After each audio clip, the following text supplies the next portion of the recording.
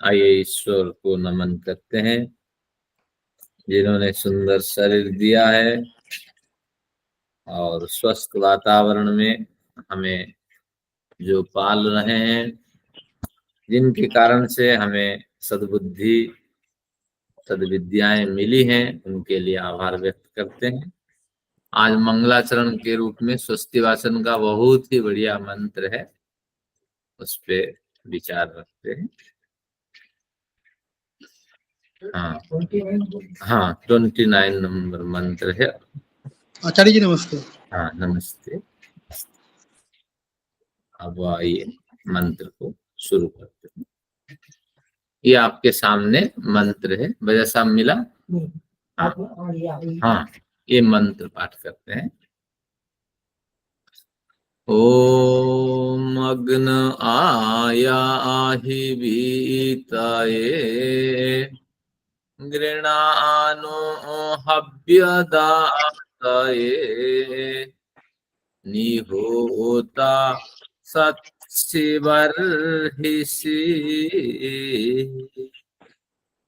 ओम अग्न आयाहि वीताये गृणानो हव्यदातये निहोता तत्सिवर्हिषि ओम शांति शांति शांति। आप सभी को मेरा अभिवादन है। देखिए मंत्र आज सामवेद का है, स्वस्ति वाचन के क्रम से। पूर्व मंत्र 28 में हमने पढ़ा था भद्रम करने भी, तो आज 29वां मंत्र है और 2 मंत्र बचे हैं। इसके बाद स्वस्ति वाचन का क्रम पूरा हो जाएगा। सामवेद जो है उसके 99 मंत्र अपने होते हैं, बाकी सभी मंत्र ऋग्वेद में पाए जाते हैं। तो इसका तात्पर्य ये हुआ कि किसी विशेष अभिप्राय से सामवेद में जब मंत्र आए उनके विशेष अभिप्राय से अर्थ किया जाता है। ऋग्वेद में सामान्य अर्थ होता है, यहाँ भक्ति परक अर्थ होता है। तो आज इसके अर्थ ही आपके सामने है, ये इसको पढ़ेंगे। देखते हैं पहले अर्थ को, शब्द को तोड़ते हैं। संध्या यहाँ हुई है अग्न आयाहि। अपने सन्नो देवी रभिष्टय आपो भवंती पीतये, आपने रभिष्टय की जगह बड़े लोगों को रभिष्टय पाठ करते हुए देखा होगा, तो निश्चित रूप से गलत है। मंत्र में जैसे लिखा है ऐसे पाठ होना चाहिए। संधि हटने पर अभिष्टय शब्द बनेगा। तो यहाँ संधियां जब अग्न से हट जाएगी तो अग्ने बनेगा, ध्यान रखिए। लेकिन आपको कोई अधिकार नहीं इसको अग्ने पढ़ना। जैसा मंत्र है पाठ ऐसे होना चाहिए। अर्थ करते वक्त आप उसको संधि रहित कर सकते हैं। तो ये 2 बात जब वेद में इंटरव्यू होता है तो पूछा जाता है, सन्नो देवी रभिष्टय सुना, वो कहेगा सन्नो देवी रभिष्टय। अग्न आया ही अग्नि आया ही कहेगा। तो ये सब कुछ ट्रिक होती है। चलिए अब देखते हैं अग्न आया ही। अग्नि शब्द के संबोधन में अग्नि बनता है और ये स्वर वर्ण के कारण इसका जो एकार है वो लोप हो गया है। कुछ व्याकरण की प्रक्रिया काम करती है। आगे ज्यों का त्यों है आया ही बीतये गृणानु, इसको विसर्ग से रहित करेंगे। ओकार से रहित करेंगे तो विसर्ग ओकार का रूप ले लेगा और ओकार विसर्ग में परिवर्तित हो जाएगा। हव्य दातय, ये 2 शब्द है। हव्य का दान करना, हव्य की दाती, चतुर्थी में हव्य दातय। नी होता ज्यों का त्यों है सत्सी बरहिसी। सत्सी सद धातु उपनिषद जिससे बनता है बैठना। बरहिसी उषा के आसन को बरही कहते हैं। उस आसन पे सत्सी बैठो, ये इस तरह कुछ अर्थ होता है इसका। देखते हैं क्या इसका अर्थ है। सामवेद होने से ये भक्ति परक और भावना प्रधान अर्थ होना चाहिए, और ऐसा नहीं कि ऋग्वेद का अर्थ यहाँ ग्राह्य नहीं है, वो भी ग्राह्य हो सकता है, लेकिन जहां जिस तरह स्थितियां होती है वहां इस तरह अर्थ करना चाहिए। इससे पूर्व आपको एक विषय और भी स्पष्ट कर देना चाहता हूं कि जो हम लोग दावा करते हैं 20,379 वेद के मंत्र हैं, तो आपके सामने आपने देखा पूरा 1875 मंत्र सामवेद का है, जिसमें 99 मंत्र उसका अपना है, सारा ऋग्वेद का है। यजुर्वेद भी देखेंगे, बहुत से मंत्र ऋग्वेद में पाए जाते हैं, और अथर्ववेद का ज्यों का त्यों जो 20वां कांड है वो ऋग्वेद से आया हुआ है, बीच में बड़े सारे हुए हैं। तो अगर दावे के साथ हम लोग तो रिसर्च करते हैं वेदों में कितने मंत्र हैं, 10 या 11,000 मंत्र कुल निकलेंगे वेद के जो ओरिजिनल मंत्र हैं, लेकिन बड़े सत्य जो है हम छिपाते हैं सामान्य जनता से। जब रिसर्च आदि के क्षेत्र में आएंगे तो आपको पता लगेगा कि यथार्थता क्या है। लेकिन जब हम 20,379 मंत्र की बात करते हैं तो जहां जैसे प्रयोग हुआ है, जैसे कोई मंत्र किस सूक्त में है, कोई मंत्र किस सूक्त में है, तो मंत्र की मर्यादा की रक्षा के लिए उस पर होना चाहिए। तो एक मंत्र कई अर्थों को जन्म दे सकता है। तो इस तरह रामनाथ वेदालंकार ने कुछ प्रयास किया था, लेकिन वो गुजर गए। लेकिन इस तरह प्रयास हुआ नहीं, बड़े बड़े भाष्यकार बस शब्द के अर्थ करते चले गए। काम तो बड़े करने को है, विश्वविद्यालय तो केवल संस्कृत पढ़ाता है, वेद के विश्वविद्यालय जो खोला हुआ है वो केवल मंत्रों को पाठ कराता है।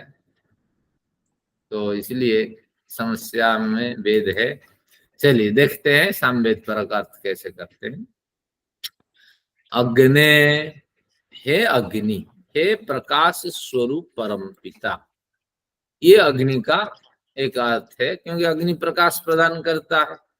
तो जहां जहां ये शब्द प्रयोग हो, ये महर्षि दयानंद का प्रिय शब्द है, प्रिय पंक्ति है, वहां प्रकाश स्वरूप परम पिता का संबोधन आप जोड़ दीजिए। और यास्काचार्य का लेंगे तो वो कहता है कि अग्नि अग्रणीर भवति, यास्काचार्य का ये विचार है, अपनी परिभाषा है। अग्नि जो है वो अग्रणी होता है। अग्रणी नी धातु से बनता है, आगे आगे ले चलता है। अग्नि रूपी देवता या अग्नि पद से संबोधित परम पिता हमें आगे आगे ले चलता। कहाँ चलता आगे आगे ले करके?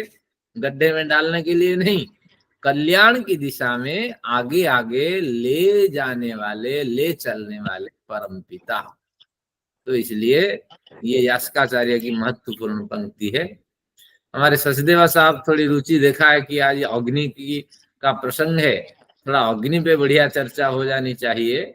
तो कुछ प्रसंग अग्नि का भी मैं आपको दिखाता हूँ, उससे आप आनंद प्राप्त करें। पहले अग्नि को समझते हैं, इसके बाद मंत्र को समझेंगे। बहुत बढ़िया मंत्र है। भले ही आज हम टॉपिक कवर न कर पाए, लेकिन जो प्रासंगिक विषय है उसको लेते हैं। ये कुछ पंक्तियां आपके सामने हैं, मैं इसको बारीकी से दिखाता हूँ। 5 परिभाषाएं यास्काचार्य ने दी है हमारे सामने, ये आपके स्क्रीन पे आ रही होगी। 7-14 यानी 7वें अध्याय के 14वें खंड में, खंड 1 है, 14वें उपखंड में, चतुर्थ पाद के प्रथम खंड के 14वें उपखंड में उन्होंने 5 परिभाषाएं अग्नि की दी है। तो इनका क्या अर्थ है ये सब नीचे है, और आप जैसे मैं इसको आप समझा दूंगा, फिर आपको सीट डाल दूंगा, तो आप इसको संग्रह कर लेना। बाकी अर्थ करने वाले अपने ढंग से अर्थ करते हैं, हमें अर्थ कहाँ मिलता है। और जो वास्तविक शोध परक कार्य करते हैं उनके लिए समय नहीं है, और उनके लिए इस तरह सुविधाएं नहीं है कि अर्थ, प्रासंगिक अर्थ करके वो डाल सके। कुछ तो हमने किया था। अभी तात्कालिक जो हमने एक वेद संस्थान से निकाली थी पत्रिका, अग्नि पर विशेषांक, उसमें सारी परिभाषाएं हैं, तो आप प्राप्त कर सकते हैं। और देखते हैं, अग्नि ही कस्मात, स्वयं यास्काचार्य प्रश्न उठाते हैं, अग्नि शब्द क्यों, ईश्वर को अग्नि शब्द से हम क्यों संबोधित करते हैं। तो कहते हैं अग्नि अग्रणीर भवति, यहाँ अग्नि ले लेंगे, अग्नि ही अग्रणीर भवति। हमने अभी पढ़ा था अग्नि शब्द का अर्थ जो अग्रणी होता है वही अग्नि है। तो अग्रणी, अग्र आगे, णी यानी नी धातु, नयति नी जो आगे आगे ले जाता है, कल्याण की दिशा में आगे आगे हमें ले चलता है। यानी हमारे पुत्र संतान जो भी हमें प्रदान करता है, जिस परिवेश में भी हमें रखता है, जो भी मित्र होते हैं, जो भी आजीविका होती है, तो सबके माध्यम से ईश्वर यही चाहता है कि तुम्हारे किए गए कर्म जल्दी ही समाप्त हो जाए और तुम फिर अपने मूल स्थान तक पहुंचो। तो ईश्वर का हर प्रयास रहता है कि आपका क्रियमाण, आपके किए गए जो कर्म है, कृत कर्म, वो जल्दी जल्दी भोग को प्राप्त करें और फिर आप मेरे सानिध्य में आ जाओ। तो इसलिए कल्याण की दिशा में आगे आगे ले चलने वाले परम पिता, ये बहुत प्रसिद्ध मंत्र है, आज इसको मैंने उल्लेख किया। एक दूसरा अर्थ देखते हैं, अग्रम यज्ञेषु प्रणीयते, यज्ञ श्रेष्ठ और शुभ कर्म का नाम यज्ञ है। तो यज्ञेषु, यज्ञों में, यज्ञों में, ये इसका अर्थ है। कुछ मित्र लोग आते हैं बीच बीच में। तो शेयरिंग, हाँ, ये अग्रम यज्ञेषु प्रणीयते, अग्रम आगे, यज्ञेषु श्रेष्ठ और शुभ कार्यों में, यज्ञों में, अग्रम प्रणीयते जो आगे ही, जिसका आगे ही प्रणयन किया जाता है। प्रणयन किया जाता है, अगर अग्नि की बात करें, जो यज्ञ में अग्नि का प्रज्वलन किया जाता है, ये अर्थ तो सब जानते हैं, अग्नि को सबसे पहले प्रज्वलित कराने के बाद ही हम यज्ञ आदि कर्म करते हैं। लेकिन ये अभिप्राय नहीं है यास्काचार्य का, अभिप्राय यही है, जितना से वो श्रेष्ठ और शुभ कार्य है, उनमें आगे ही जिसका प्रणयन किया जाता है, जिसका स्मरण किया जाता है, जिसके प्रति समर्पण भाव व्यक्त किया जाता है, सबसे पहले हम आंख बंद करके बैठते हैं, उस ईश्वर से संबंध स्थापित करते हैं, ओम बोल करके सच्चिदानंद स्वरूप तीनों लोकों में व्याप्त परम पिता का जो सानिध्य है उसकी कामना करते हैं, इसके बाद यज्ञ करते हैं। ये वास्तविक इसका अभिप्राय है। लेकिन लोगों ने, जो भाष्यकारों ने ये कर दिया, यज्ञ कर्म में सबसे पहले अग्नि को जो जलाया जाता है, इस प्रयोजन से उसका नाम अग्नि है। ये नहीं है, समस्त से श्रेष्ठ और शुभ कार्यों में जिस ईश्वर के प्रति समर्पण भाव व्यक्त किया जाता है, जिस ईश्वर की स्तुति की जाती है, वही ईश्वर अग्नि के रूप में जाना जाता है। तीसरा अर्थ है अंगम नयति सन्नममान, अंगम नयति सन्नममान। पहले सन्नममान देखते हैं, नममान होकर, नममान यानी झुकता हुआ, झुकता हुआ, नमन करता हुआ व्यक्ति झुकता है ना। नमन कई तरह के होते हैं, और एक तो नमस्कार, दोनों हाथों को छाती पे रख करके नमस्कार करते हैं, और एक साष्टांग नमस्कार है, वो सबसे बढ़िया नमस्कार है। पूरे पैर को फैला दीजिए, दोनों हाथों को फैला दीजिए, जमीन पे लेट जाइए, इसको कहते हैं समर्पण। ये पूरा शरीर इस आत्मा के साथ, पूर्ण होश के साथ, हे ईश्वर मैंने आपको समर्पित कर दिया, जो आपकी इच्छा आप इसके साथ वही व्यवहार करें, और जैसे आपकी बुद्धि में प्रभाव रहेगा, आपका प्रभाव रहेगा मेरी बुद्धि में, मैं उसको स्वीकार करूंगा। तो जो वैष्णव संत होते हैं वो साष्टांग दंडवत करते हैं। तो मेरा एक अनुभव है, इस दंडवत का रहस्य तो लोग जानते नहीं, बड़े महात्माओं के साथ मैंने रहा, वो तुरंत जमीन में लेटते हैं फिर उठ जाते हैं। जैसे दंड बैठक करते हैं। लेकिन ये नहीं है इसका अभिप्राय। एक बार अगर साष्टांग दंडवत में आपने झुका तो जो भावनाएं हैं वो जब तक व्यक्त नहीं होती है जमीन से आप न उठे। तो ये इसका अभिप्राय है, लेकिन लोगों को समझाया नहीं जाता है। चलिए, ये हो गया। सन्नम मान झुकता हुआ जो अंगम नयति, जो अपने आराध्य को अपने अनुकूल बना लेता है। स्वयं ईश्वर झुकता है। छोटा बालक अगर है उससे बातचीत करेंगे, उसके बराबरी में आपको आपका शरीर को झुकाना पड़ता है। टीवी आदि में आप देखते हैं, तब फिर अनुकूलता होती है, उसको डर नहीं लगता। नहीं तो पहाड़ जैसा, खली जैसा आदमी और 5 साल का बालक, बातचीत नहीं हो पाएगी।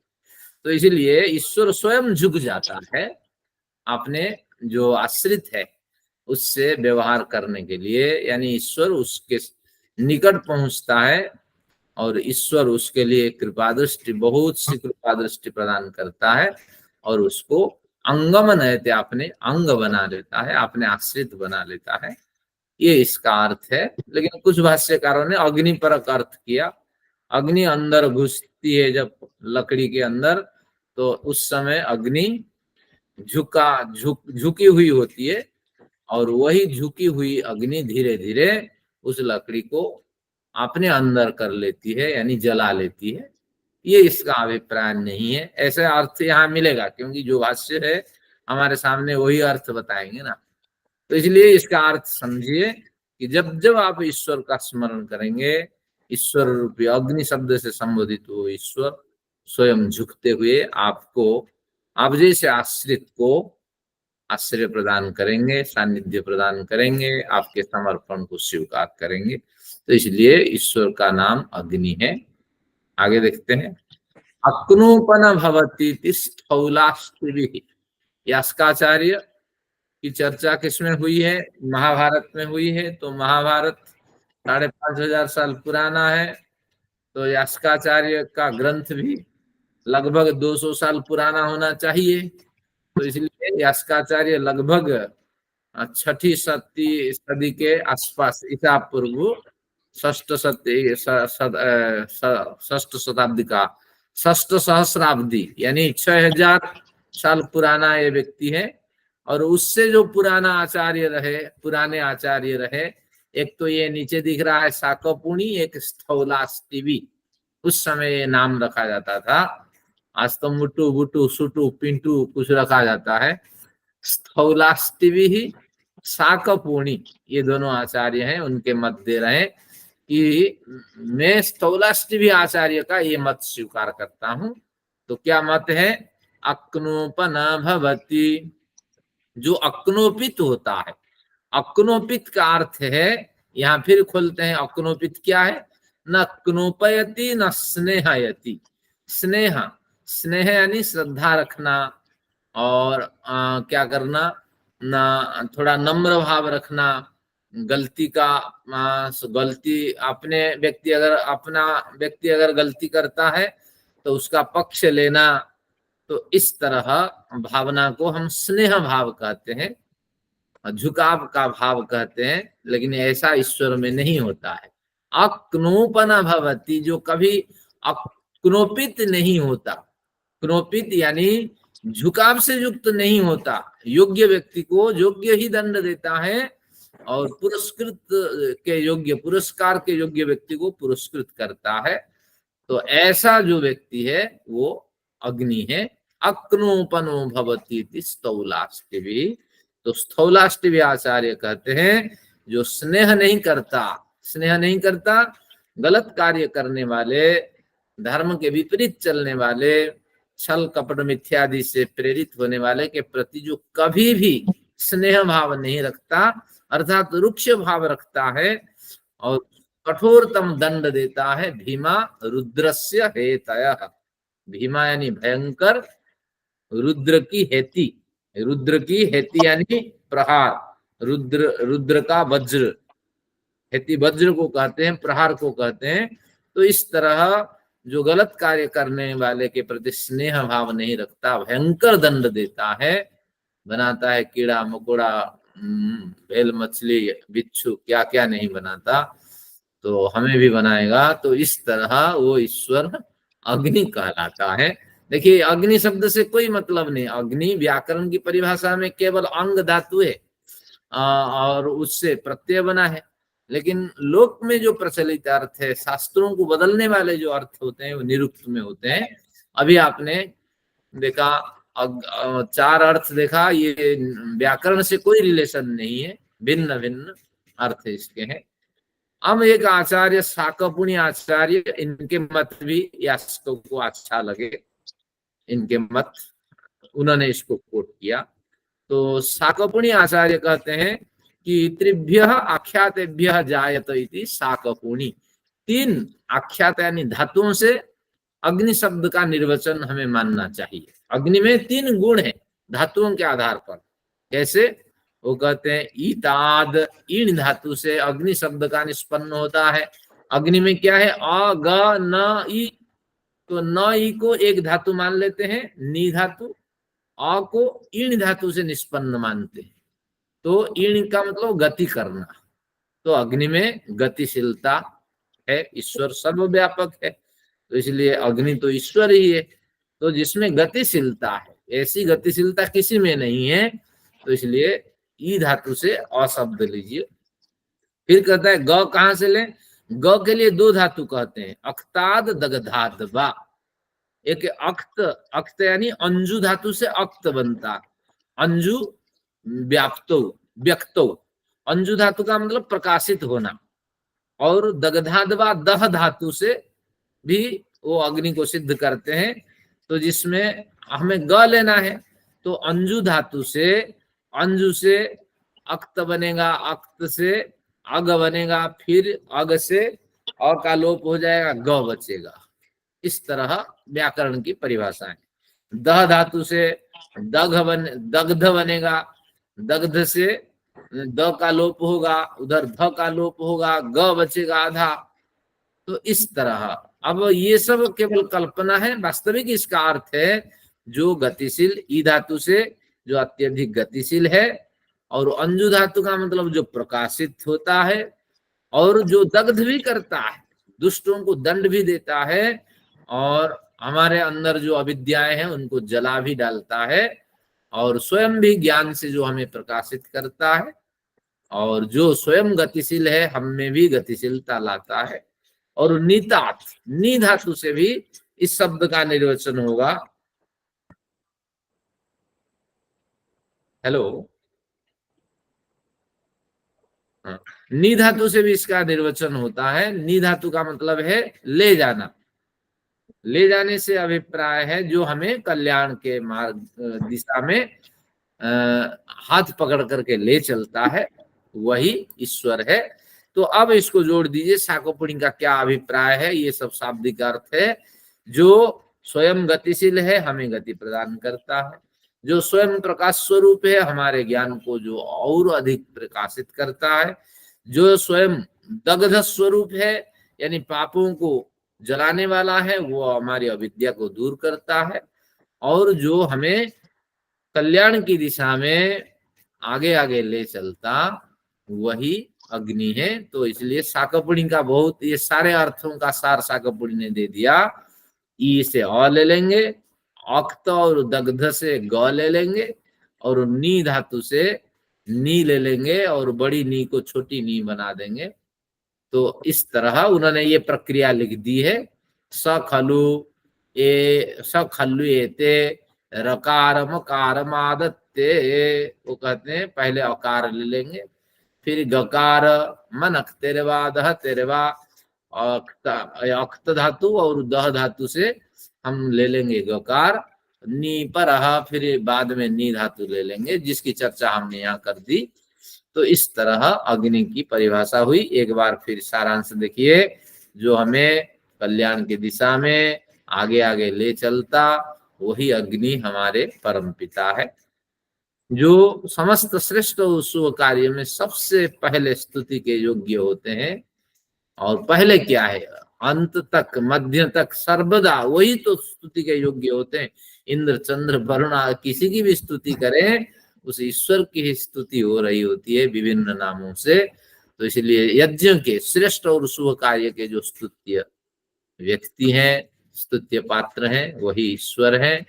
और जो समर्पित साधक को झुकता हुआ यानी बहुत निकटता उसको प्रदान करके अपने स्वरूप में विलीन कर लेता है, अपने स्वरूप में शामिल कर लेता है, अपने गुणों से उसको चमका देता है, तो वो ईश्वर है जो दुष्टों को भयंकर दंड देते हैं। कभी भी दुष्टों के प्रति जिनके हृदय में स्नेह श्रद्धा भाव नहीं होता है, वो ईश्वर है।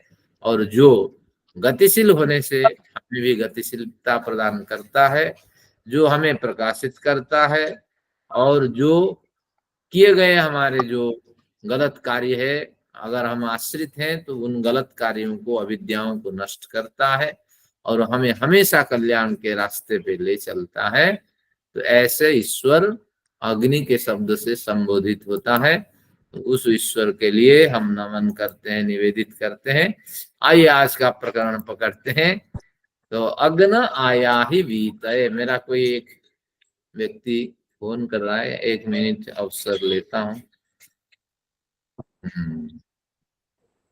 या बाद में बात करेंगे। चलिए अब एक शंका है, पूछ सकते हैं? हाँ जी। ये तो साष्टांग दंडवत की जो बात हुई ना, इसमें कौन कौन से अंग जमीन पे मिलने चाहिए प्रणाम करते समय, नंबर 1। और दूसरा प्रश्न है कि जितने जो क्या श्लोक है, श्लोक नहीं बोलते, मंत्र बोलते हैं, मंत्र हमारे चारों वेदों में तो डुप्लीकेट होता है, तो उसके 2 की जगह 1 गिनते हैं कि ये 2 को 2 ही रखते हैं? बस 2 प्रश्न है। चलिए, बढ़िया प्रश्न है। तो साष्टांग में कहते हैं 6 अंग हमने ईश्वर के लिए समर्पित कर दिए हैं। 6 अंग प्रमुख अंग होते हैं। एक तो सिर है, और एक उपस्थ है आपका जननेंद्रिय, मूत्र द्वार आदि एक अंग यानी इंद्रिय है। ये 2 महत्वपूर्ण अंग है। या दोनों पैर हैं, सिर पैर, ये भी आप मान लीजिए 2 हुए। और दोनों हाथ हुए, तो ये हुए आपके 4। और साथ में सभी ज्ञानेंद्रियां और कर्मेंद्रियां, ये आपके 2 अंग हैं। तो इस तरह एक बार फिर रिपीट करते हैं। एक बार सिर, जिसमें आत्मा का निवास है। एक बार दोनों पैर, ये भी एक अंग है, 2 हो गए। दोनों हाथ को हमने 2 मान लिया, 4। और आपके सारे ज्ञानेंद्रियां जो बाह्यकरण, जिससे ज्ञान ग्रहण करते हैं। और आपकी सारी जो अंतः इंद्रियां, मन बुद्धि चित्त अहंकार। तो इस तरह 6 इंद्रियों से हम ईश्वर के प्रति समर्पित हो जाते हैं। इसके अतिरिक्त हमारे पास कुछ है ही नहीं, है क्या हमारा। धन्यवाद, धन्यवाद गुरु जी। और फिर जो एक बात पूछूं? अवश्य। ईश्वर तो सब जगह है, जैसे कहते हैं कि आकाश सब जगह है, तो गतिशील नहीं है, गति कहाँ करेगा, कहाँ से कहाँ जाएगा? वो ऐसी जगह है ही नहीं। जब आपने कहा वो गतिशील है और हमें भी गति देता है, तो ईश्वर गतिशील कहाँ है? इसमें ईशोपनिषद का विचार आपको स्मरण करना पड़ेगा। तद्धावतोन्यानत्येति तिष्ठत्। जब गति की बात करेंगे, ईश्वर गति करता या न करता ये तो अलग बात है, लेकिन जब गति की बात आप करेंगे तो ईश्वर सबसे पहले पहुंचा हुआ व्यक्ति आपको समझना चाहिए। और जब ईश्वर गति नहीं करता, केवल ही सब ओर हवा के भांति ठसाठस भरा हुआ है, गति रहितता की बात करेंगे तो ईश्वर सर्वोपरि होंगे। तो ये केवल ईश्वर के गुण वर्णन है, लेकिन वास्तविक रूप से ईश्वर गतिशील भी है और गति रहित भी है। ये दोनों स्थितियों में विद्यमान है। जो सब और विद्यमान है, उसमें क्या गति और क्या गति रहित। चलिए, धन्यवाद, आपने विचार दिया। अब प्रहलाद जी का एक बढ़िया विचार था कि डुप्लीकेट मंत्र की जो बात है, मंत्र डुप्लीकेट नहीं है, बलशाली है ईश्वर। हाँ, एक बार सुनते हैं सचदेवा साहब को, पहले विचार में रख दूं। तो जो डुप्लीकेट मंत्र की बात आपने उठाई, ये डुप्लीकेट हम नहीं कह सकते, क्योंकि विविध परिप्रेक्ष्य में मंत्रों के भिन्न भिन्न अर्थ होता। और ऐसा नहीं कि निरर्थक उन्होंने सामवेद में सभी मंत्रों को उठा लिया। तो विविध परिप्रेक्ष्य में इनके भिन्न भिन्न अर्थ होने के अभिप्राय से उन्होंने उस समय उठाया, लेकिन भाष्यकारों को सूझा नहीं। ऋग्वेद के भाष्य कर दिया और सामवेद के भाष्य में संकेत कर दिया, इस मंत्र की व्याख्या हो गई, फलाने में देख लो। लेकिन उनको सोचना चाहिए कि प्रसंग के अनुसार जब 20,379 मंत्र मिलते हैं, इतने तरह के भाष्य हमारे पास होने चाहिए, लेकिन श्रम किसी ने ईमानदारी से नहीं किया, तो ये कमी रही हमारे पास।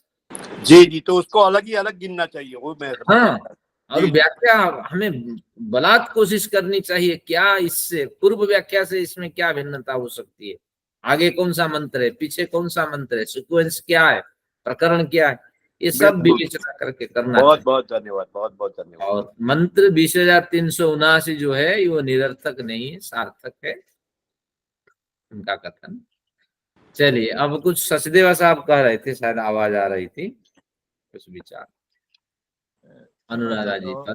क्षमा चाहता हूँ, मैंने बीच में बोला था, तो क्योंकि प्रकरण था कि ईश्वर सर्वव्यापक है, और आपने बोला कि वो जो है वो गति रहित और गतिशील है। हाँ, गतिशील। तो ईश्वर का नाम वायु है। सत्यार्थ प्रकाश में महर्षि स्वामी विद्यानंद सरस्वती जी ने इसकी व्याख्या किया और बोला है कि बलशाली है, इसलिए उसको जो है वो वायु जो है उसका नाम दिया है, और बलशाली होने से वो सबको चलाता है, पूरी सृष्टि को चलाता है। तो चलिए, आपने एडिशन किया, बढ़िया विचार।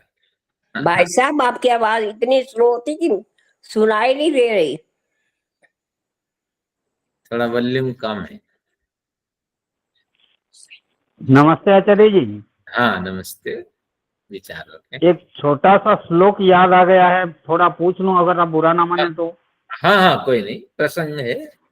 अभी आप साष्टांग प्रणिपात के बारे में बात कर रहे थे, तो मुझे एक श्लोक याद आ गया, अभिवादन श्लेष्य नित्यं वृद्धोपसेवीन तत्वादि तस्य वर्ध्यन्ते आयुर्विद्या जसोबलम, मैंने कहीं पर सुना था।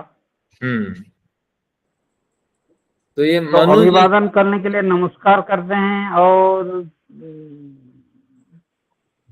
सब तीनों काम एक ही साथ होता है, भक्ति, कर्म, ज्ञान, सब ये करते हैं। गुरुजी को जब नमस्ते करते हैं, तो मैंने कुछ सुना था, आप कृपया स्पष्ट कर भी सकते हैं। चलिए, मैं इसको क्लियर कर देता हूँ। उसमें मनुस्मृति का यह वचन है कि अगर अभिवादन आप करेंगे, बड़े व्यक्तियों का सम्मान करेंगे, अभिवादन केवल नमस्कार नहीं है, अभि यानी सामने, और वादन यानी उत्तम शब्दों से कथन करना, उत्तम शब्दों का प्रयोग करना।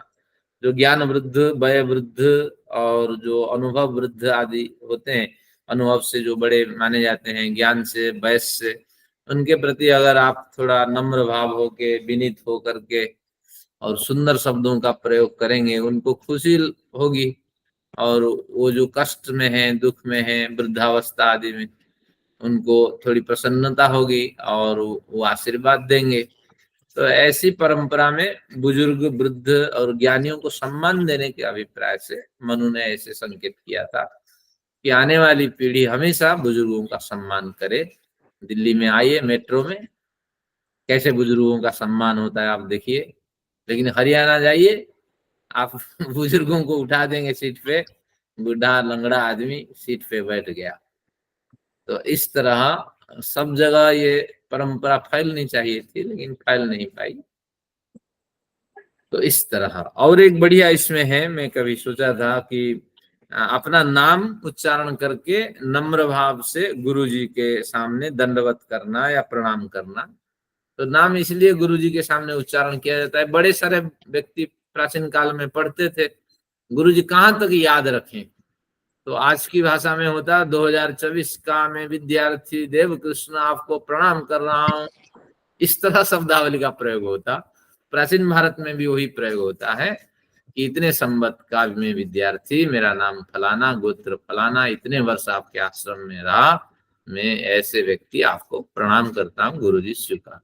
ये इसका अभिप्राय है, निरर्थक नहीं। हमारी सारी परंपराएं यथार्थ है। फिर गुरुजी मेमोराइज करते, अरे हाँ वो विद्यार्थी, वो विद्यार्थी फलाने का मित्र, इस तरह का अभिप्राय है। आइए देखते हैं। अब तो हमें अग्नि में आज समेट जाना है, क्योंकि ये बढ़िया प्रकरण है। जब ईश्वर की चर्चा हो वहीं तक तो जाना है। न्याय दर्शन किस लिए पढ़ना है? ईश्वर को समझना है। चलिए देखते हैं। अग्ने, हे प्रकाश रूपी परम पिता, ये महर्षि का वचन है। अब एक नया वचन यास्क से हमने ले लिया। अग्नि ही अग्रणी भवती, हे अग्नि, हे प्रकाश स्वरूप परम पिता। और दूसरा क्या है? हे आत्म ईश्वर, जो आत्म कल्याण की दिशा में आगे आगे ले जाने वाले परम पिता। और इस तरह जब अग्नि का हमने संबोधन किया परम पिता का, उनसे क्या हमने मांगी? आया ही, आ जाओ, इतना अर्थ है। और कहाँ आ जाओ? सामान्य भाष्यकार यही अर्थ करते हैं कि आ जाओ मेरे यज्ञ स्थल में आ जाओ। वैदेशिक लोग कहते हैं ये भौतिक अग्नि को पुकार रहे हैं, तुम जल जाओ। ये लेकिन ऐसा नहीं। क्या इसका अर्थ देखिए, मुझे प्राप्त हो जाओ। मुझे, ईश्वर सर्वव्यापक है, अभी आपने सुना विद्वानों ने, विदुषियों ने कहा। लेकिन ईश्वर सर्वव्यापक होने पर मेरे लिए अव्यापक है। मुझे तो उसका साक्षात्कार होता नहीं है। उन ईश्वर का साक्षात्कार होता नहीं, एक ग्लानि है, एक खीज है, एक कमी है, एक दुर्बलता है कहीं ना कहीं हमारे अंदर। सर्वव्यापक शास्त्र कहता है, मुक्ति के ग्रंथ कहते हैं, लेकिन मुझे उनका दर्शन नहीं होता। तो आ जाओ से अभिप्राय, ऋषि निरर्थक उस भौतिक अग्नि की स्तुति नहीं कर रहा है। मुझे प्राप्त हो जाओ। मुझे प्राप्त हो जाओ का क्या है विषय? और अधिक खोले, मेरे ध्यान के विषय ध्येय बन जाओ। जब जब मैं आपके बारे में सोचूं तो उस सोचने का विषय तुम बन जाओ। और अधिक खोलूं, तुम मेरे साक्षात्कार के विषय बन जाओ। यानी तू मेरे आमने सामने उभर जा। तुम्हारा जो भी स्वरूप है सर्वव्यापक स्वरूप है। मैं जितना देख सकूं, मैं अल्पज्ञ हूं, मेरी आंखें जहां तक जा सके, हाँ, मेरी समझ जहां तक जा सके, मेरी बुद्धि में जितनी आप उतर सके उतना तो उतर जाओ। क्या बढ़िया शब्द देखिए, सर्वत्र इस सृष्टि में तुम्हारा दिव्यानुभव मुझे होता रहे। मुझे कुछ नहीं चाहिए, बस केवल मैं आभार व्यक्त करना चाहता हूं कि आपने मुझे सुंदर शरीर दिया, सुंदर बुद्धि दी, सुंदर परिवार, विद्या, समझ प्रदान की। इसलिए बस मैं एक धन्यवाद प्रदान करना चाहता हूं, लेकिन यथार्थ रूप से आपका अनुभव में करूं, जो दिव्य अनुभव सबने किया है, संतों ने किया है। बस उस दिव्य अनुभव के विषय बन जाओ, मुझे और कुछ नहीं चाहिए। तो इतनी पंक्ति ही हमें जीवन को सुधार देने वाली है। अग्न आया ही, बस हे अग्नि तुम आ जाओ, आ जाओ। यानी सर्वत्र तुम्हारी जो व्याप्ति है उसका मैं दिव्यानुभव कर सकूं। एक विषय खत्म हो गया। अब देखते हैं मंत्र में और क्या कहा। गृणान हव्यदातये, गृणान, स्तुति किए जाते हुए तुम। यहाँ एक वचन है गृणान तुम, यानी स्तुति, गृह धातु स्तुति अर्थ में है। तो स्तुति किए जाते हुए तुम क्या करो? बीताए, बीति के बीति, कांति, गति, असन, खादन आदि बड़े अर्थ होते हैं। दो अर्थ यहाँ लेते हैं। बीति का है कि व्याप्ति, स्तुति किए जाते हुए किसके द्वारा? मेरे द्वारा, क्योंकि मेरे लिए तुम प्रार्थित हो, मैं तुम्हारी कामना करता हूं, इसलिए मेरे द्वारा स्तुति किए जाते हुए तुम क्या करो? विताए, मेरे अंदर तेरी सदैव व्याप्ति, तुम्हारी सदैव व्याप्ति के अनुभव कराने के लिए। तुम सर्वव्यापक हो, मेरे अंदर भी व्याप्त होंगे। तो वीति के लिए, तुम्हारी व्याप्ति का अनुभव कराने के लिए मेरे द्वारा स्तुति किए जाते हुए तुम मेरे अंदर सदैव व्याप्त हो, इसके अनुभव कराने के लिए तो आ जाओ। यानी तुम ऐसे कुछ ना कुछ प्रयत्न करो, कुछ संवेदनाएं भेजो कि मेरे अंदर तुम्हारी व्याप्ति है, मेरे बाहर अंदर तुम्हारी व्याप्ति है, इसके अनुभव कराने के लिए आ जाओ। क्योंकि बड़ी लंबी उम्र हमारी हो चुकी है, अनंत यात्राएं हमने कर ली है। अब पता नहीं लगता इसी उम्र के रहते हम आपको समझ पाएंगे, लेकिन ज्ञान के उदय के क्षण में हम चुकना नहीं चाहते। हम प्रार्थना करते हैं मेरे अंदर अगर आपकी व्याप्ति है तो उसको अनुभव कराने के लिए आप आ जाओ। अथवा व्याप्ति का एक दूसरा अर्थ लेते हैं, बी धातु के अनेक अर्थ होते हैं, एक गति परक अर्थ लेते हैं।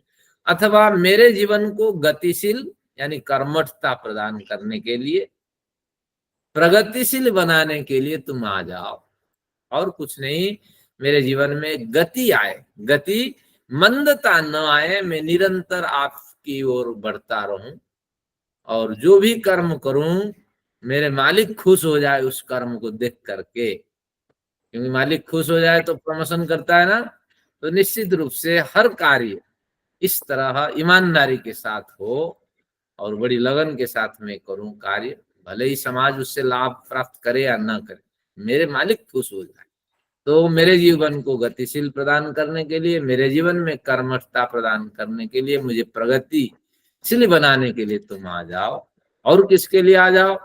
हव्यदात, हबी जो हम देते हैं तो बहुमूल्य पदार्थ होता है, तो हबियां प्रदान करने के लिए।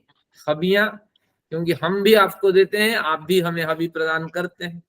तो अब इसका वास्तविक अर्थ है तेरी अबोध संतान को आवश्यकीय हबी यानी आवश्यकीय पदार्थ प्रदान करने के लिए, क्योंकि बोध तो है नहीं।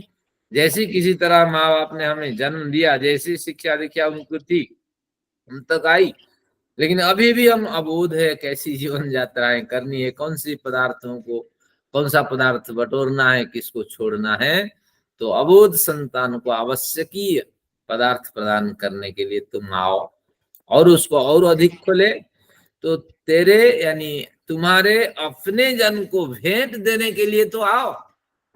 तुम मेरे मित्र हो, अपने साथी हो और हमारे आराध्य हो, तो जो भी हो हम आश्रित हैं आपके, तो अपने जन को भेंट देने के लिए आओ। ये हव्यदाती से अभिप्राय लेते हैं।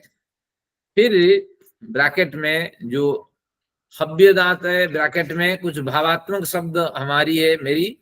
तुम एक मित्र या पिता के समान हितैषी की भांति आ जाओ।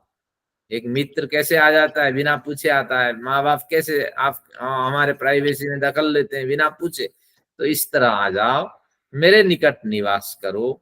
माता पिता की गोद या आश्रय में या प्रिय मित्र के साथ रहता हुआ व्यक्ति कैसे निडर होता है, मैं भी आपके सानिध्य में रहकर निर्भीक होना चाहता हूँ। इसलिए तो मैं प्रार्थना करता हूँ तुम आ जाओ, मुझे कुछ नहीं चाहिए, बस मेरे मित्र आ जाए, बस और कुछ नहीं चाहिए। जब कभी हमारे पिताजी होते थे, मैं घर जाता था या जो हमारी बहन आदि आती थी, पिताजी बोला करते थे अब मुझे कुछ नहीं चाहिए, मेरा घर भरपूर हो गया, पूर्ण हो गया, मुझे बड़ी खुशी आज है। तो इसलिए जिस स्रोत से हम निकले हैं वो स्रोत अगर हमारे पास वापस आ जाए हम लेने के लिए, हम पहुंच तो नहीं पाए, नालायक इतना रहे, तो निश्चित रूप से हमें खुशियां होगी।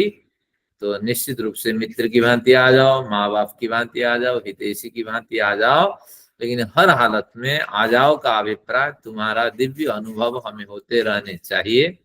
और ईश्वर का अनुभव होते ही अविद्या का नाश होगा, विद्या की वृद्धि होगी, हमारे कर्मों में परिवर्तन होगा।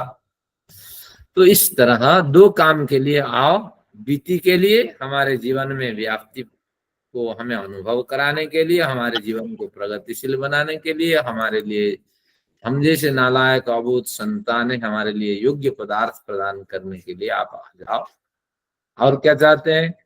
निहोता सत्सी बर्हिषि, होता यानी दान करने वाला, जुहोती इति होता, जो होम करता है वो तो दान करता है।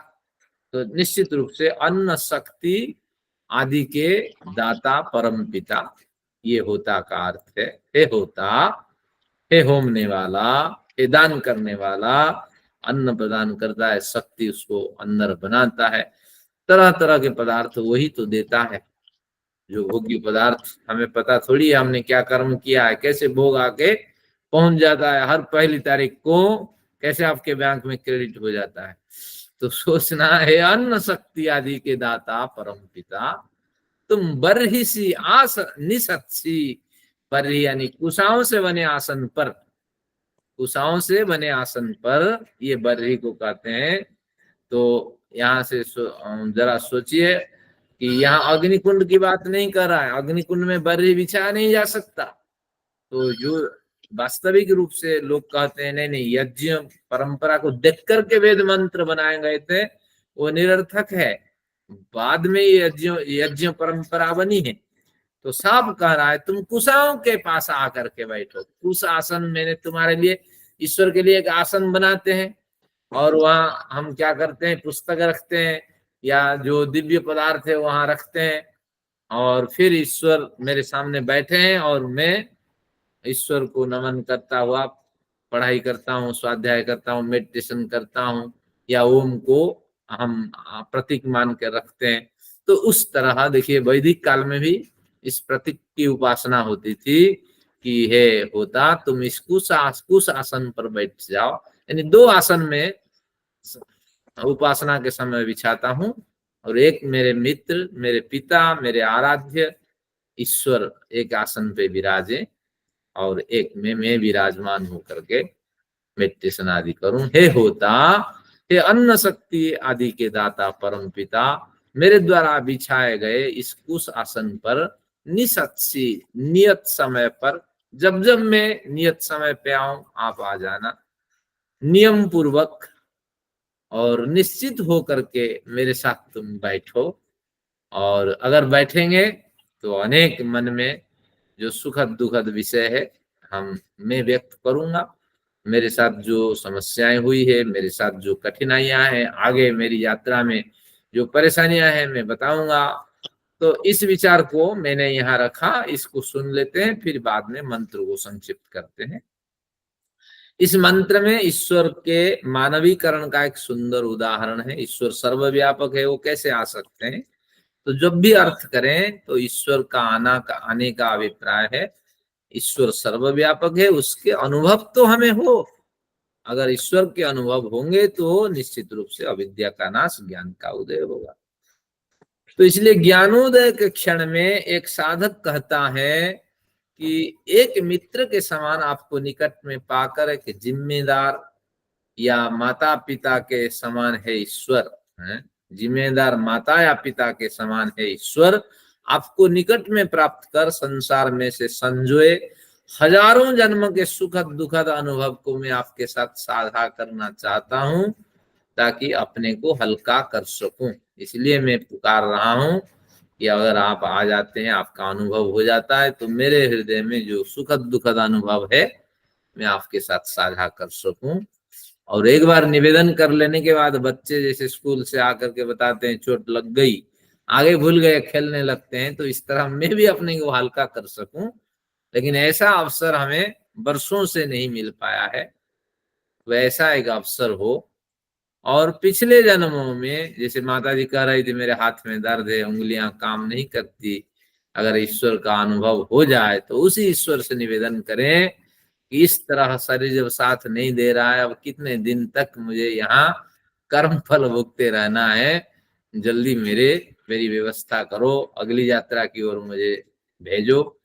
तो इस तरह पिछले जन्मों में आपने मुझे निश्चित ही विश्वास दिलाया होगा, तुम फलाना जन्म ले लो, अगले जन्म में ही मेरा साक्षात्कार कर पाओगे। परंतु एक बार इस जन्म में भी इस बढ़ती उम्र के साथ हैं, परंतु इस बार का यह जन्म भी इस बढ़ती उम्र के साथ समाप्त होता जा रहा है।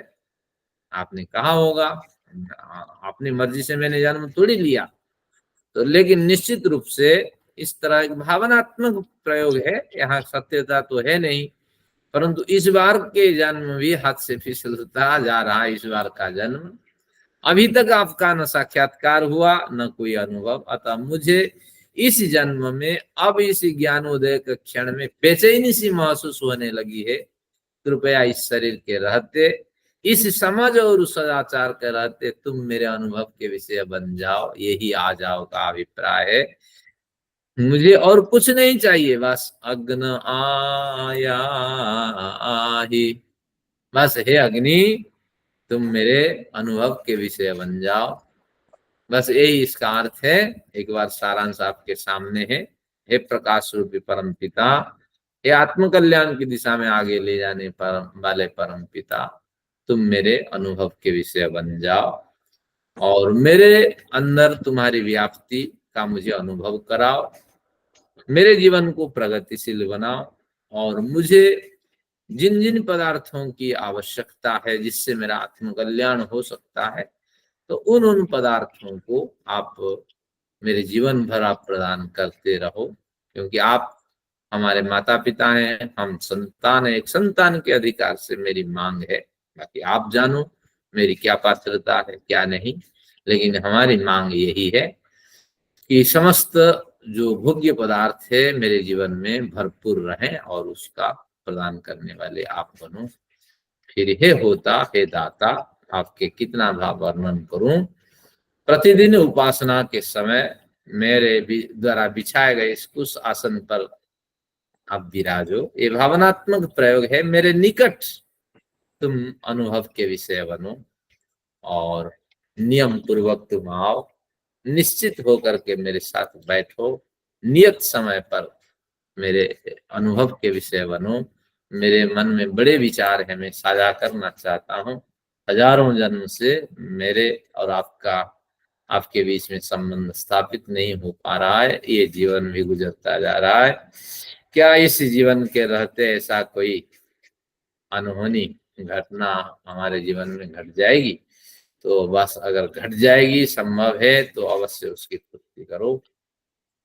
तो इस तरह ये बहुत बढ़िया मंत्र सामवेद का आप सबने इसका बढ़िया स्वाध्याय किया। आप सबका पुनः बहुत बहुत बहुत, इससे ज्यादा मैं आपको क्या आशीर्वाद दूं कि आपने इतना अच्छा समझाया और दिल की गहराइयों में उतर गया, आनंद आ गया। एक छोटा सा आपको बताती हूँ, तपोवन देहरादून में एक जगह है जहाँ सब साधना आदि करते हैं।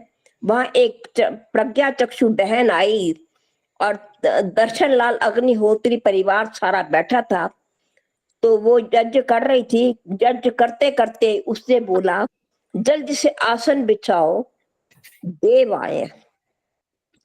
उनमें से कुछ लोग उठे, फटाफट आसन लाए, घी पात्र लाए, सब कुछ लाए। तो उन्होंने कहा कि देव आए हैं आहुति देने, आप बैठिए यहाँ पर। देवों को उसने आमंत्रित किया, बिठाया। और ये मैंने अब सुनी हुई बात बता रही हूँ आपको, मैं बहुत छोटी थी तब। जी धन्यवाद। चलिए, बहुत बढ़िया। अब तो अवसर नहीं है आगे बढ़ने के लिए। चलिए, पिछले कक्षा के जो एक प्रकरण रह गया था उसी को उठाते हैं। कुछ विचार और किसी का हो इस मंत्र के संदर्भ में?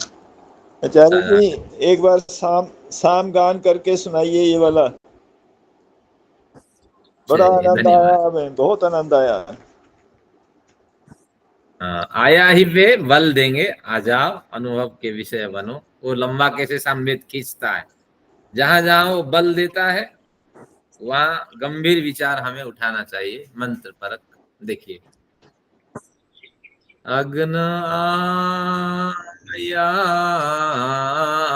ही, अग्न आया ही, विताए गृणानो हा व्यदातो याई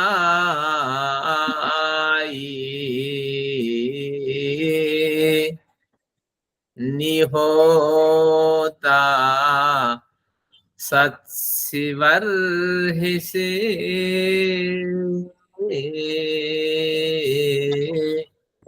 औहो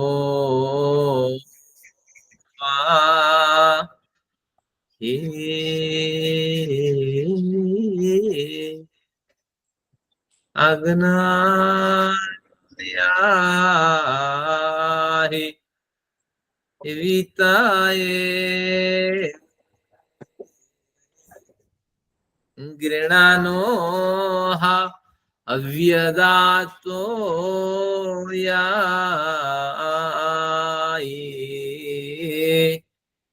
औहो वा हे।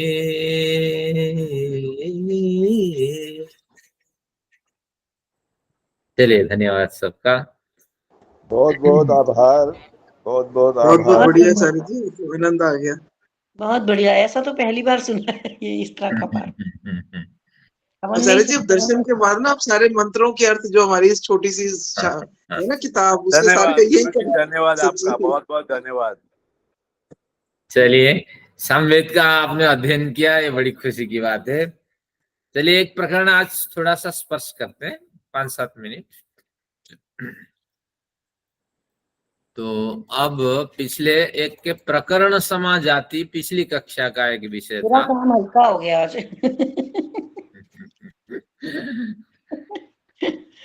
मैं अपना सोचती हूँ। हाँ, है, हम सब अल्पज्ञ हैं, जब ईश्वर की चर्चा होती है हमें खुशी हो जाती है, यही है, और कुछ तो है नहीं हमें। आज सूत्र कम होंगे ना तो कविता छोटी लिखनी होगी। हाँ, चलिए आज पढ़ते हैं प्रकरण समा जाति। पूर्व प्रकरण को आपने पढ़ लिया, बढ़िया प्रकरण था। पूर्व प्रकरण का सारांश था कि गोत्व अगर जाति है और जाति को आप नित्य मानते हो, और वो जाति जो है इंद्रियों से गृहीत भी हो जाती है, और इंद्रियों से वो गृहीत होती है, जो इंद्रियों घट भी, जो घड़ा भी वो इंद्रियों से गृहीत हो जाता है। तो घट के समान घट जो है वो अनित्य है, क्योंकि उत्पन्न होता है, और जाति जो है प्रवाह से नित्य है। तो इसलिए घट भी इंद्रियों से दिखाई पड़ता है, जाति भी इंद्रियों से दिखाई पड़ती है। तो इसमें विशेषता क्या है? जो नित्य पदार्थ वो नहीं दिखनी चाहिए और अनित्य पदार्थ दिखनी चाहिए। इस तरह उन्होंने एक प्रकरण उठाया था। फिर उसका सामान्य सा समाधान दे दिया कि तुम्हें केवल ही उन पदार्थों में, नित्य पदार्थों में क्या है, जो कमियां है वही दिखती है, जो विशेष गुण वो नहीं दिखते हैं। उसके अंदर भी तो विशेष गुण बहुत कुछ होते हैं। तो जैसे उन्होंने दिया था कि वृक्ष और स्थाणु, स्थाणु यानी ठूंठ वृक्ष, तो इन दोनों में ठूंठ और आदमी में भेद तो है ना। तो आदमी में विशेष गुण है, जब आदमी के स्वरूप और ठूंठ वृक्ष के अंधेरे में जो उभरा हुआ स्वरूप, इन दोनों में जब आदमी के कंठ स्वर सुनाई पड़ता है, ये एक उसके विशेष गुण है। जब उसके हाथ हिलना दिखता है, वो एक विशेष गुण है जो ठूंठ में नहीं है। तो इन विशेष गुणों के होते ही हम पहचान लेते हैं निश्चित रूप से ये ठूंठ नहीं है, ये आदमी है। तो उसी तरह घड़ा और जाति की बात करें तो उसमें भी विशेष गुण अनेक होते हैं। जाति अनेक पदार्थों में समवेत है, और व्यक्ति की मृत्यु हो जाती है, जाति की मृत्यु नहीं होती है। लेकिन जाति अनुभव के विषय, नेत्रों से नहीं देखी जाती है, जाति अनुभव की जाती है। जाति का मतलब है कि विश्वत्व, भारतीयत्व या भारतीयता, ये अनुभव का विषय है। तो निश्चित रूप से दोनों नेत्रों से नहीं देखे जाते हैं, एक अनुभव का विषय है, एक नेत्र का विषय है। तो इस तरह उन्होंने कोई बड़ा खंडन नहीं था, लेकिन उन्होंने कहा इसके अंदर बड़े विशेष गुण होते हैं, ये भी देखना चाहिए। अगर सभी विशेष सामान्य दोनों गुण एक जैसे दिखाई पड़े तो फिर उसको नित्य हम कैसे माने? तो इस तरह उन्होंने समाधान किया था। घड़े में तो अनित्यता है, लेकिन जाति में नित्यता है। लेकिन कुछ स्वरूप ऐसे हैं जो अनित्यता के साथ संबंध रखता है, लेकिन कुछ विशेषता है जो नित्य के साथ संबंध रखता है। मैंने बताया था ईश्वर के साथ जीवात्मा की तुलना करें, दोनों में समता भी बड़ी है, दोनों दिखते नहीं है, निराकार है, दोनों अनादि है, अनंत काल से ये दोनों अविनाशी है। तो ये समता है और विषमता भी है। जीवात्मा अल्पज्ञ है। कैसे हमें आज का व्याख्यान सुन के खुशी हो गई, क्योंकि कमियां हैं हमारे अंदर, और ईश्वर ज्ञान स्वरूप है, सच्चिदानंद स्वरूप है। तो इस तरह विशेषता भी आपको देखनी चाहिए। नित्य पदार्थों में भी, दोनों नित्य पदार्थ हैं, उनमें भी विशेषता दिखाई पड़ती है। तो इसलिए नित्य और अनित्य पदार्थों में जो विशेषता है उसको ढूंढनी चाहिए। जाति में जो विशेषता है उसको ढूंढनी चाहिए। अगर ऐसे आपने बिना ढूंढे आरोप लगाया तो ये आपका जाति परक प्रयोग है। चालाकी से आपने हमारे पक्ष को खंडन करने के लिए कहा है। अब पढ़ते हैं 5.1.16। बजाज साहब पुस्तक पहले से निकाल के बैठे हैं, तो आइए देखते हैं 5.1.16 में क्या कहा। उभय साधर्म्यात् प्रक्रिया सिद्धे प्रकरण समः। 615 मेरी पुस्तक में पृष्ठ संख्या। उभय साधर्म्यात् प्रक्रिया सिद्धे प्रकरण समः। तो उभय साधर्म्यात्, दोनों नित्य और अनित्य पक्ष समान धर्मों से अपने अपने पक्षों की सिद्धि करते रहने से प्रकरण समान जाति का कथन किया जाता है। यानी वो भी अपना पक्ष रखता रहेगा, पूर्व पक्ष को सुनेगा नहीं, इस पे कोई बहस नहीं करेगा। और फिर पूर्व पक्ष वाला भी कहेगा मैं थोड़ी आ रहा हूं, मेरा पक्ष तो खंडित नहीं हुआ है, वो बड़ा खुश रहेगा। और पूर्व पक्ष को जो स्थापित मान्यता है उसको अनदेखा करके के नया पक्ष एक दूसरा पक्ष स्थापित कर देगा। तो दोनों प्रकरण समान रूप से चलते रहेंगे, लेकिन ये क्या कह रहा है, ये क्या कह रहा है, कोई सुनने के लिए तैयार ही नहीं होगा। घर में होता है कि हम जब कार्य व्यस्त में होते हैं, हमें अपना कार्य दिखता है। हमारे बच्चे कहते हैं आज स्कूल में गया था, बड़ी लड़ाई हुई बच्चों के बीच, और हम कहते हैं जो कार्य कर रहे होते हैं, अरे ये मच्छर बड़े काटते हैं, तुम बात मत किया करो, अभी बाद में सुन लेंगे। तो बस हमारा एक पक्ष होता है, बच्चों का एक अलग पक्ष होता है। जानबूझ करके अगर हम ऐसा करते हैं, बच्चों के पक्ष को अवॉइड करते हैं, तो इसको कहते हैं प्रकरण समान जाति। दोनों प्रकरण एक साथ नहीं चल सकते, तो कोई एक प्रकरण चलना चाहिए। एक बात देखिए, सूत्र के साथ मैच कराइए। उभय साधर्म्यात्, समान धर्मों के साथ दोनों की प्रवृत्ति, प्रक्रिया सिद्धे, दोनों अपनी अपनी प्रक्रिया को सिद्ध करते हैं। तो कोई निर्णय नहीं होता है और किसी पक्ष पे चर्चा नहीं होती है, असिद्ध है असिद्ध है। तो ऐसे दोनों पक्ष चलते रहने से प्रकरण सम, जब एक पक्ष सिद्ध हो गया तो विरुद्ध पक्ष एक नया प्रकरण छेड़ देता है। तो भला ये बात छोड़ो ना, तुमने जो कहा वो बात छोड़ो, लेकिन इस बात का तो जवाब दो। पहले तो मान लो ना कि ये बात सही है या गलत, आपने हार स्वीकार किया या नहीं, लेकिन ये चर्चा नहीं होती है। छोड़ो ना, तुम्हारी चर्चा ऐसे चलती रहेगी, इस बात का तो जवाब दो। तो इस सब जो इस तरह लोक में व्यवहार होता है उसको हम कहते हैं प्रकरण समझाती। अब उसका उदाहरण देखते हैं। शब्द अनित्य है, वही है, लेकिन यह प्रयत्नों के बाद उत्पन्न होने से, बेरी तुरी नगड़ा आदि डंडे से जब प्रयत्न पूर्वक बजाए जाते हैं तभी शब्द उत्पन्न होते हैं। और जो जो पदार्थ प्रयत्नों से उत्पन्न होता है वो अनित्य होता है, जैसा घड़ा। ठीक है, एक पक्ष, एक वादी ने एक पक्ष अपना रख दिया, इसको सुन सुन करके हम थक चुके। इस प्रथम पक्ष के पंचावय पर विमर्श किए बिना, अर्थात इस पक्ष का समाधान किए बिना अपना पक्ष प्रतिवादी तत्काल निम्नलिखित प्रकार से स्थापित करता है। तुम तुम्हारा पक्ष स्थापित करो, मैं हमारा पक्ष स्थापित करूंगा। क्या करता है?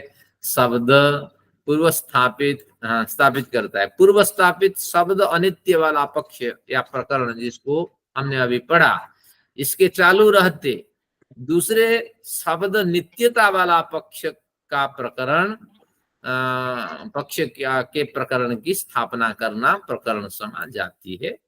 तो अब वो एक पक्ष उसको अनसुना करके एक पक्ष और स्थापित कर देता है। शब्द नित्य है, स्पर्श रहित होने से जो जो पदार्थ स्पर्श रहित होता है वह नित्य होता है। जैसे आकाश, वही पूर्व प्रकरण जो हमने पढ़ा था अभी, जो जाति अभी हमने पढ़ा था, नित्य और अनित्य के प्रकरण में कई पदार्थों में कई समान धर्म होते हैं, कई विपरीत धर्म होते हैं। तो एक धर्म को उन्होंने चुन लिया, शब्द नित्य है, स्पर्श रहित होने से जो पदार्थ स्पर्श रहित होता है वो नित्य होता है। और जैसे आकाश, तो यहाँ साधर्म्य से जैसा नित्य और अनित्य दोनों पक्ष की स्थापना की गई, उसी प्रकार वैधर्म्य से भी दोनों पक्ष या प्रकरणों की स्थापना की जा सकती है, ऐसे भाष्यकार का अभिमत है। और उदयवीर की पुस्तक में उन्होंने अपने विचार से, एक भाष्यकार का तो विचार नहीं है, मैं भाष्यकार के हिसाब से चलता हूँ, उन्होंने अपने विचार से एक वैधर्म्य से भी दोनों पक्षों का उपस्थापन किया है, आप पढ़ लेना। लेकिन भाष्यकार के हिसाब से चलेंगे तो एक पक्ष चल रहा था, उस पक्ष को हमने सुना नहीं, हमने अपना पक्ष रखा, बस अब बहस यहाँ क्या होगी, चर्चा क्या होगी, निष्कर्ष क्या निकलेगा, कोई किसको सुनने के लिए तैयार नहीं है। तो ऐसी स्थिति में फिर न्यायाधीश निर्णय करेगा कि बाद में स्थापित पक्ष वाला जो है उसकी हार हुई है, उन्होंने जाति का प्रयोग कर गुमराह किया है, तो इसलिए उसकी हार स्वीकार की जानी चाहिए। तो आप भी इस तरह प्रयोग करके अपने विचारों को गुमराह कर सकते हैं।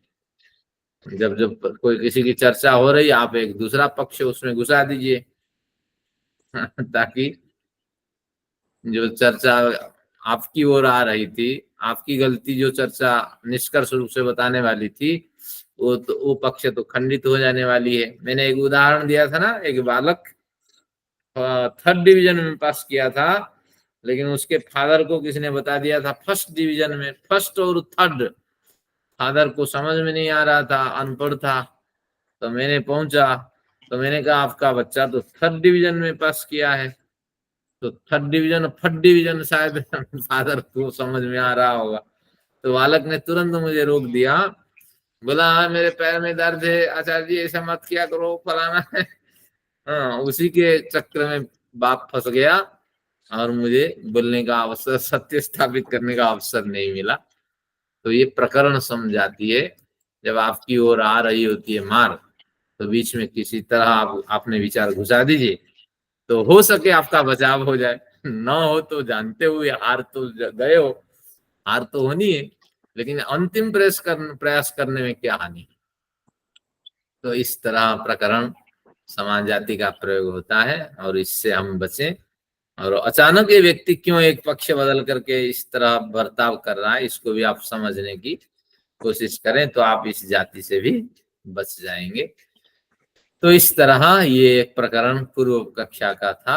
आज की कक्षा का एक है, लेकिन इतना समय नहीं है कि इसको हम कवर कर पाएंगे, तो सत्र को यहीं समाप्त करते हैं। और बहुत समय हो गया है, शांति पाठ करते हैं। तो आचार्य जी आज एक ही सूत्र हुआ है ना फिर? हाँ, तो मैं अब की बार कविता रहने देती हूँ, अगली बार जब और सूत्र होंगे तो उसको मिला करके कविता लिख दूंगी।